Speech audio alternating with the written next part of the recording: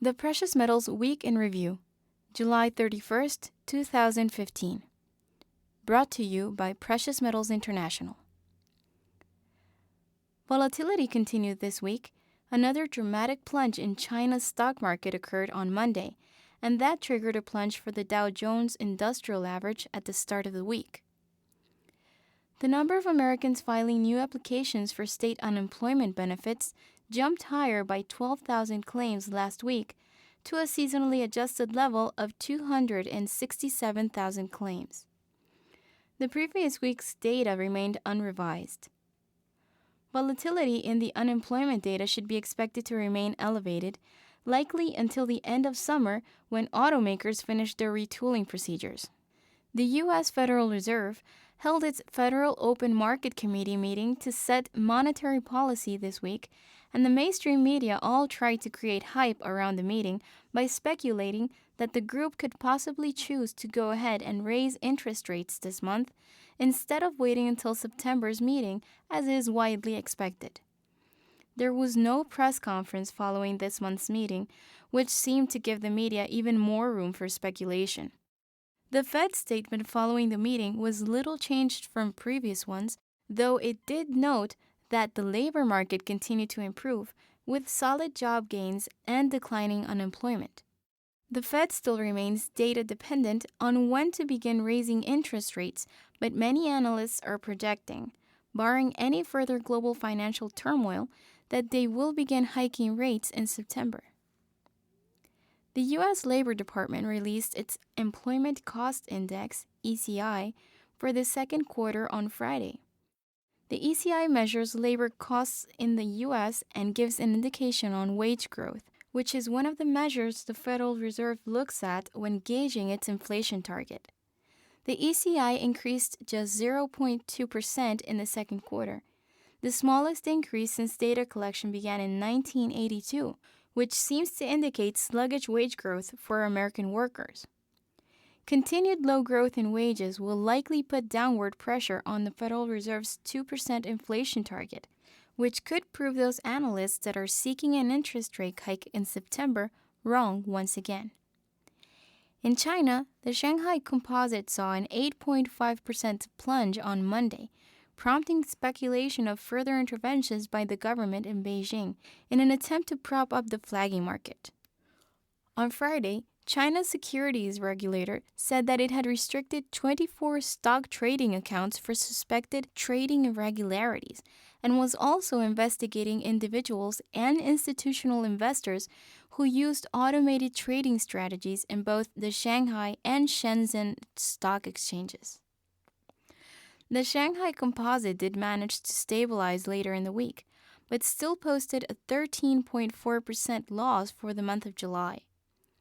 Fears of continued volatility in the Shanghai Composite remain, and when the Asian market opens at 6 p.m. New York time on Sunday night, it will likely be closely watched for irregularities once again. Standard & Poor's warned in its annual outlook on banks that the slowdown in China's property market that has taken place this year could cause further damage to the country's banks. In the report, S&P said, "We continue to monitor the impact of Chinese developments on regional credit quality. We believe that the weakening Chinese property market could have an intermediate negative impact on the Chinese financial institutions sector. Moreover, our view is that a major disorderly property adjustment in China, though not our base case scenario, would have a significant negative impact on many of the region's banking sectors, including China itself." The ratings agency went on to discuss the recent drop in Chinese stock markets, saying contagion risks for China may increase significantly, however, if the correction in the equity market turns into a collapse, in our view. Chinese securities firms and possibly other types of non-bank financial institutions that may have sizable equity exposures would become a weak link in the financial sector under such a scenario. More generally, we note that China's equity market performance remains a side issue for the Chinese economy. Greece seemed to remain out of the news for the most part this week, until Thursday, when reports surfaced that the International Monetary Funds Board had been told that high debt levels and a poor record of reform implementation made it near impossible to provide a third IMF bailout for the embattled country. If the IMF cannot find a way to participate in a third bailout, then the crisis in Greece could once again intensify to massive proportions.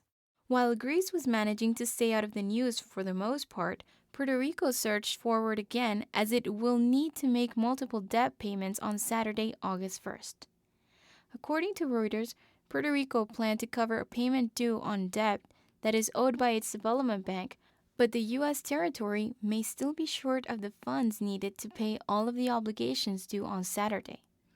The mainstream media immediately began to spin the news, trying to determine if a failure to pay any portion of its debt on time constituted an actual default by Puerto Rico, or if it could simply be referred to as a non-payment, presumably to try to prevent the panic that the word default seems to sow among investors.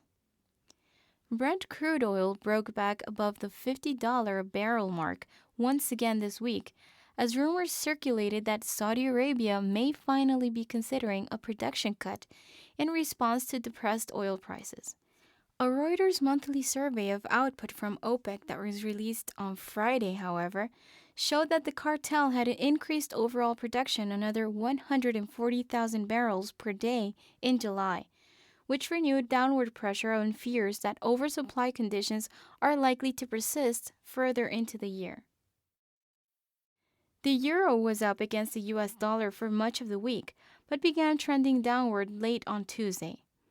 Late Thursday, the euro found its floor and began struggling higher, seeing a sudden spike to the upside on Friday that appears set to have the euro close higher against the dollar for the week. The Japanese yen was also up against the US dollar for much of the week, but began trending downward late on Wednesday. The yen also found its floor late on Thursday and began trying to struggle higher, seeing a sudden surge to the upside in tandem with the euro on Friday. Despite the spike higher on Friday, the yen still appears set to close the week slightly lower against the US dollar. Volatility should be expected to continue as we enter August. Societe Generale's notably bearish strategist Albert Edwards, in a research note released on Thursday, postulated that Western central banks have brought the world to the brink of an even bigger version of the 2007-2008 global financial crisis. Mr. Edwards said, QE, quantitative easing, will be stepped up to such a pace that you will hear the roar of the printing presses from Mars. I have not one scintilla of doubt that the Western central banks have set us up for an even bigger version of the 2008 great financial crisis. Mr. Edwards detailed in his note that he also viewed gold as a must-have, safe haven investment in the likely event that his assumptions prove out to be correct. China's stock market woes continued this week, prompting further statements from officials that they would remain accommodative in directly intervening in the stock market to stop the plunge. The China Securities Regulatory Commission, in addition to announcing the launch of a series of investigations into irregularities, announced that local governments would be increasing stock purchases. The Chinese central bank also injected roughly $8 billion into money markets on Tuesday and suggested that further monetary easing was on standby if needed. The additional market-rigging measures to support China's struggling stock market seemed to have calmed investors down by Wednesday, but many stock analysts are beginning to question the Chinese government's ability to contain such continued market losses. Should the losses continue to mount in Chinese stock markets, the knock-on effects should become more and more apparent. Chinese property markets are already one well-known potential victim, as the collapse in stock prices came just after real estate was allowed to be used as collateral for the purchase of stocks. Rumors are that the fine art market may be the next potential victim of the stock crash, as many of the significantly high prices that have been paid for fine art pieces in recent years were paid by wealthy Chinese art collectors with seemingly no concern about cost. these collectors may have suddenly found themselves significantly less wealthy following the correction in Chinese stocks and might decide to simply stay away from the next Sotheby's or Christie's art auctions. Reports have surfaced that as China's stocks continue to see such high volatility, that demand for physical precious metals has surged once again, not only in China, but in India as well, as metals prices have continued to hover at current levels. India is about to enter its normal festival season, which usually sees a dramatic surge in the purchase of precious metals and jewelry for gifts.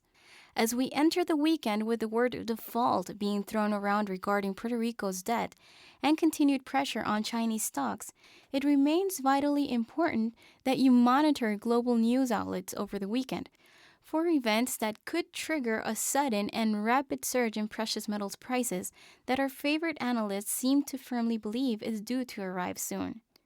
Reports of tightening supplies of both gold and silver seem to be surfacing more and more frequently, especially since mining companies have now drastically cut production at those mines that are simply unaffordable for them to operate at current price levels.